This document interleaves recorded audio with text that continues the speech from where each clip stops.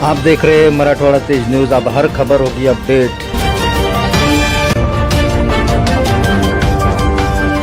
Sir कल जो है महानगर पालिका में नारे तकबीर जय श्री राम के नारे लगे, लेकिन जनता में इस बात का अब तक वो है कि आखिरकार क्यों इस तरीके के नारे लगाना पड़े महानगर पालिका। देखिए, महानगर पालिका बड़ी अच्छी चल रही थी और ख़ास तौर पे जो हमारी जनरल बॉडी मीटिंग थी ना साहब, तो उसके अंदर मैं आपके माध्यम से हमारे पूरे बीजेपी और शिवसेना को जिन जिन हमारे शहरियान ने वोट किया है उनको मुबारकबाद देता हूँ कि आपने बड़े अच्छे काबिल कॉर्पोरेटर्स को वोट दिया है, जो आज जो है तो महानगर पालिका में जनरल बॉडी में आकर करते क्या है, तो ये रोड को ये नाम दे दिया जाए, ये चौक को ये जो है तो नाम दे दिया जाए, यहाँ पर इनका पुतला बना दिया जाए, यहाँ पर पुतले की सफाई करा दी जाए। बीजेपी और शिवसेना के कॉर्पोरेटर का बस इतना ही काम है कि जो है तो रोडों के जो है तो नाम बदलते रहे। और जब हम बात करते हैं एजुकेशन की, हम बात करते हैं मेडिकल की, हम बात करते हैं औरंगाबाद के अंदर शहर के अंदर हो रहे करप्शन की, या महानगर पालिका के जो टेंडर्स के अंदर करप्शन है उसके ताल्लुक से हम बात करते तो जो है तो हमारी बातों को दरकिनार कर दिया जाता है। ये जो नारे की आप बात करें, ऐसी कोई नारे जो है तो सभागृह के अंदर नहीं लगाए गए। ये जनरल बॉडी खत्म हो गई, तड़कू हो गई, जब बाहर निकल रहे थे तो दरवाजे के बाहर निकलते निकलते बीजेपी के कुछ शरारती कॉर्पोरेटर्स है, उनको आदत है इस तरीके की हरकतें करने की, और उनके तरफ से जो है तो नारे लगाए गए। और बाहर जो है तो जो लड़के खड़े हुए थे एमआईएम के हो या दूसरे हो, या वो उन लोगों ने जब उनको नारे लगाते हुए देखा तो वो लोग भी नारे लगाने लगे। अंदर सभागृह के अंदर इस तरीके की कोई भी नारे नहीं लगाए गए। अच्छा सर, उसके अलावा एमआईएम के नगर सेवकों को बीजेपी के नगर सेवकों के मुकाबले कम बजट दिया गया। नहीं, ये मोहब्बत है जो तो बीजेपी की एमआईएम से, इसीलिए जो तो हमको बजट कम दिया गया है।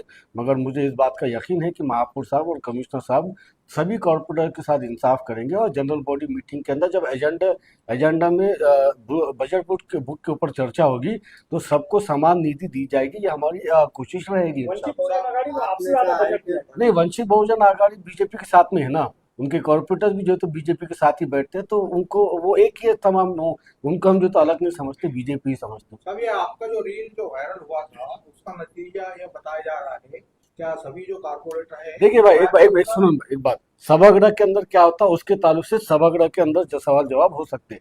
बाहर क्या वीडियो वायरल हो रहे, किसके क्या वीडियो वायरल हो, उसका विषय सभागृह के अंदर और कॉर्पोरेशन के अंदर नहीं आता।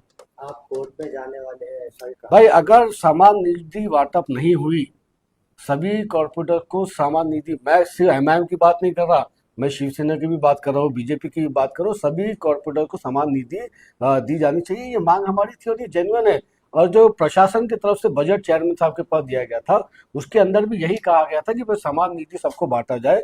मैंने तो सबसे पहले कल जनरल बॉडी के अंदर मेरा क्वेश्चन यही था कि ये बजट जो है तो इलीगल है, ये बजट गलत है। इसलिए गलत है क्योंकि जब कमिश्नर साहब ने बजट स्टैंडिंग कमेटी के अंदर पेश किया तो उनको 1.5 घंटे से ज्यादा सिर्फ बजट पढ़ने के लिए लगा।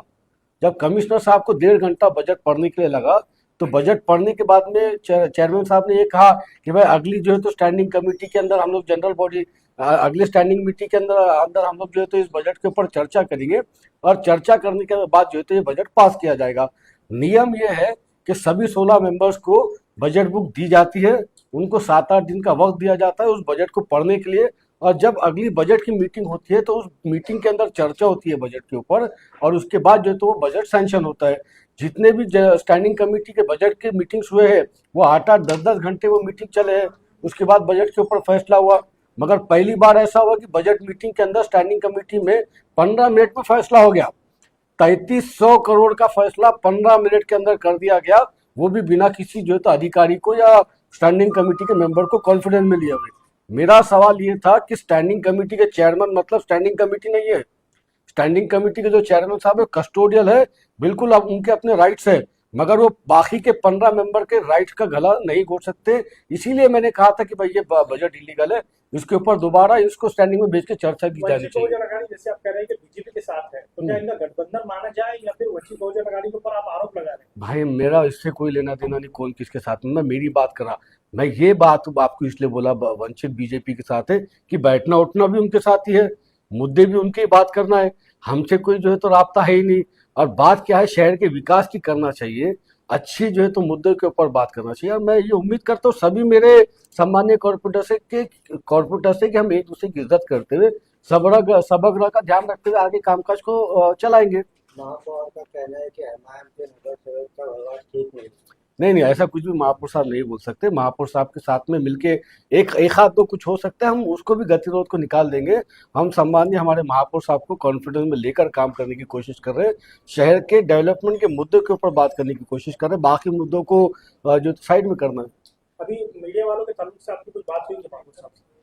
किसके ताल्लुक से? मीडिया के ताल्लुक से। मीडिया के ताल्लुक से, यूट्यूबर्स के ताल्लुक से मैंने सम्माननीय महापौर साहब को ये गुजारिश किया कि साहब इस तरीके से जो यूट्यूबर्स कड़ी धूप के अंदर जो है तो हमारी न्यूज़ों को कवर करते हैं, आपका इलेक्शन हो, मेरा इलेक्शन हो, हमारा इलेक्शन का कैंपेन करते हैं, जो यूट्यूबर्स कई सालों से लगातार अच्छी पत्रकारिता कर रहे हैं, ऐसे यूट्यूबर्स को जो है तो सभागृह के जो है तो मीडिया बॉक्स के अंदर आने की अनुमति मिलनी चाहिए। और मेरी उम्मीद है कि आने वाली जो जनरल बॉडी है, जो बजट की है, उसके अंदर हमारे सभी यूट्यूबर्स भाई को, सिर्फ मुसलमान नहीं, हमारे एससी भी जो है तो कई यूट्यूबर्स भाई है, हमारे हिंदू भी यूट्यूबर्स भाई है, उन सभी को जो है तो जनरल बॉडी की मीटिंग कवर करने का जो है तो मौका मिलना चाहिए।